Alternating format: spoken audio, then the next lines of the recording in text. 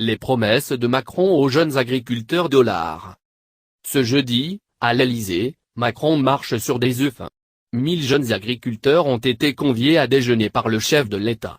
À seulement 2 jours de l'ouverture d'un salon de l'agriculture qui s'annonce tendu pour le gouvernement, le président tente de brosser les exploitants dans le sens du poil en organisant cette réception en l'honneur de la nouvelle génération agricole. « Je ne suis pas là pour plaire, je suis là pour faire », a-t-il néanmoins asséné devant l'Assemblée. Accord de libre-échange UE-Mercosur, plan loup, remaniement de la carte des zones défavorisées. Les sujets abordés sont nombreux. À cette occasion, le président de la République a ainsi tenu à assurer qu'il n'y aura jamais de bœuf aux hormones en France, même si des accords internationaux comme celui avec le Mercosur étaient signés. Il n'y aura aucune réduction de nos standards de qualité, sociaux, environnementaux ou sanitaires à travers cette négociation, a-t-il ajouté, en assurant qu'il travaillerait à ce qu'il y ait des possibilités de bien contrôler aux frontières la traçabilité et les normes environnementales et sociales. Dans un second temps, il a annoncé la mise en place prochaine de verrous réglementaires sur les achats de terres agricoles par des étrangers, en France. Nous mettrons très clairement des verrous réglementaires et travaillerons pour mettre fin à ce qui s'est passé, a dit le président de la République. Une phrase qui fait référence à l'acquisition récente par un investisseur chinois de 1700 hectares de terres à blé dans l'Indre et de 900 hectares dans l'Allier, qui ont suscité beaucoup d'émotions en France. Lire aussi, l'insatiable appétit des Chinois pour les terres agricoles françaises. Un nouveau dispositif de prêt garanti. Il a également indiqué qu'un nouveau dispositif de prêt garanti devrait voir le jour, dans le cadre du plan de financement de l'agriculture de 5 milliards d'euros.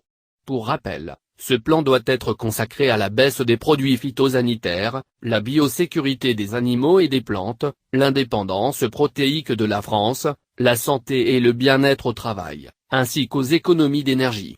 Nous allons mettre en place dans le cadre de ce plan un nouvel instrument d'1 milliard d'euros de prêts garantis, a affirmé Emmanuel Macron. C'est un travail conduit et finalisé avec la Banque européenne d'investissement. Le président a également annoncé la création d'un fonds de prêt à la méthanisation à hauteur de 100 millions d'euros, avec Bifrance, et la semaine prochaine, lors du Salon de l'agriculture, un plan de profonde réforme des règles de développement des méthaniseurs car aujourd'hui c'est beaucoup trop compliqué. Or, pour nombre d'entre vous, en particulier ceux qui sont dans une filière en difficulté, le développement d'une activité de méthanisation c'est la possibilité d'avoir un revenu complémentaire, a-t-il déclaré aux agriculteurs.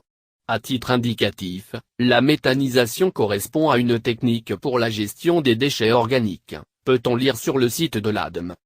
À l'issue du discours du président, un échange, plus informel, doit avoir lieu jusqu'à 15h30 avec les exploitants. Juin avant cette rencontre, les agriculteurs se disaient déterminés à poser les questions qui fâchent, selon le président des jeunes agriculteurs, Jérémy Desserles.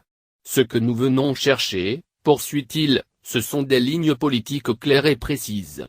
Ce que nous demandons c'est de pouvoir vivre dignement de notre métier. Les agriculteurs sont inquiets et en colère contre la politique en général, selon le président déjà. Lire aussi, qu'est-ce que la carte des zones défavorisées dont le redécoupage inquiète les agriculteurs? Les agriculteurs maintiennent la pression.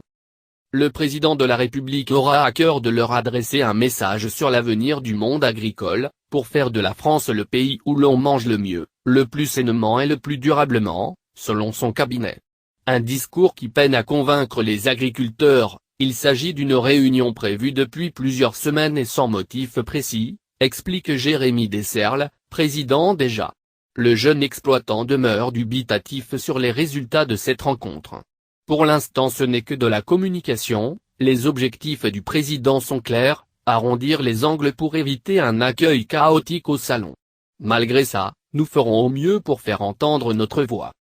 Lire aussi, accord UE-Mercosur, les agriculteurs ont manifesté dans plusieurs villes de province. Cette année, la Fédération nationale des syndicats d'exploitants agricoles, FENSA, et les jeunes agriculteurs, JA, ont décidé d'anticiper le lancement du 55e Salon de l'agriculture en organisant mercredi une journée d'action partout en France pour exposer leurs revendications. Les agriculteurs ont défilé au volant de leurs tracteurs ce mercredi dans toute la France pour protester contre les accords d'importation entre l'Europe et l'Amérique latine. Une démonstration de force réussie, selon les deux principaux syndicats d'agriculteurs. D'après un communiqué commun, 20 000 agriculteurs se sont mobilisés dans près de 90 départements.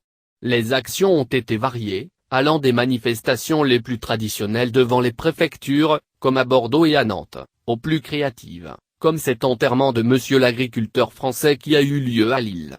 Dans certains départements, les agriculteurs maintiennent la pression ce jeudi. À Laval, par exemple, une manifestation est prévue devant le palais de justice.